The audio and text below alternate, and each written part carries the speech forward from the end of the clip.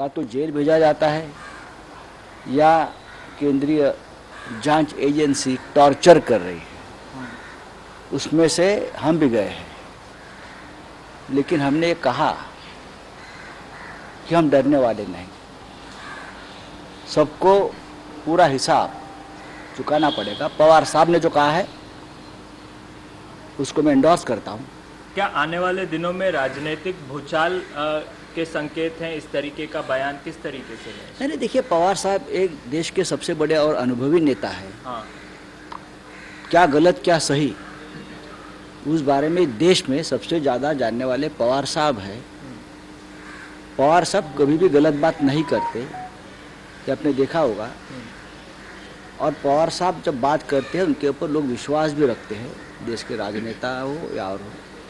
पवार साहब ने भी बतौर महाराष्ट्र के मुख्यमंत्री और केंद्रीय मंत्री बहुत साल तक अनुभव लिया है, तो उन्हें मालूम है क्या हो रहा है। जिस व्यक्ति ने यहाँ आरोप किया गृह मंत्री के ऊपर या और किसी के ऊपर, वो तो भाग गया, उसको भगोड़ा घोषित कर दिया, फिर भी उसके आरोप कर राज्य के पूर्व गृह मंत्री जेल में है।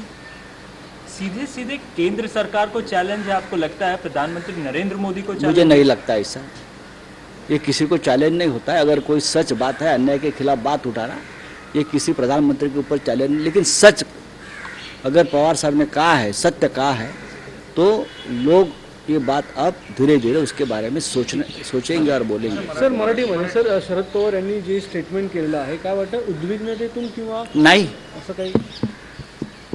शरद पवार साहेब जे बोललेले आहे त्यांची चीड, संताप बरं का, आणि वेदना आहे, ही आमच्या सगळ्यांचंच वेदना आहे। आमच्या मनात एक राग आहे आणि आम्ही जे सरकार बनवलं महाविकास आघाडीचं या महाराष्ट्रामध्ये, ते ह्या चिडीतून निर्माण झालेलं सरकार आहे। लक्षात घ्या की सत्तेसाठी काही करायचं, सत्ता मिळवण्यासाठी केंद्रीय तपास यंत्रणेचा अमर्याद गैरवापर जो सुरू आहे, खास करून महाराष्ट्रासारख्या राज्यात, हे लोकशाही संकेताला धरून नाही। पवार साहेबांनी सांगितलं आहे ना की तुम्हाला याची किंमत चुकवावी लागेल, नक्कीच चुकवावी लागेल। या देशाची जनता कधीच कोणाला माफ करत नाही, हे आपण इंदिराजींच्या काळात सुद्धा पाहिलं। आम्ही सगळेच प्रमुख लोक, पवार कुटुंबीय, अनिल देशमुख ते तुरुंगातच आहे, पवार कुटुंबीय, छगन भुजबळांना तर क्लीन चिट मिळालेली आहे नंतर, मग त्यांनी इतका काळ जो तुरुंगात घालवला त्याचं काय, त्याची भरपाई कोण करणार? आमचे अनिल परब आहेत, आमचे प्रताप सरनाईक आहेत। हां, हे फक्त आम्हीच तुम्हाला दिसतोय का? की तुमच्या पक्षामध्ये, BJPमध्ये किंवा तुमचे इतर जे चमचा मंडळ आहे त्याच्यामध्ये सगळे धुतल्या तांदळासारखे आहेत। हां, आमच्याकडे आम्ही तुम्हाला घाबरत नाही, कारण आमचं काहीच पाप नाही आहे।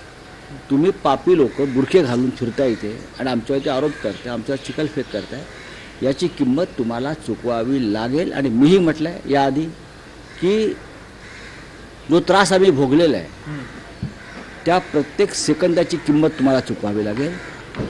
नियती कोणालाही माफ करत नाही। सर, परमवीर सिंग आता फरार घोषित झालेले आहेत, अशा वेळी जी केस सध्या सुरू आहे ज्याच्यामुळे अनिल देशमुख हे देखील, हे तर सगळ्यात मोठं विडंबन आहे की ज्या व्यक्तीने या राज्याच्या गृहमंत्र्यांवरती भन्नाट आरोप केले आणि आज तो बेपत्ता आहे, त्याला फरार घोषित करावा लागला।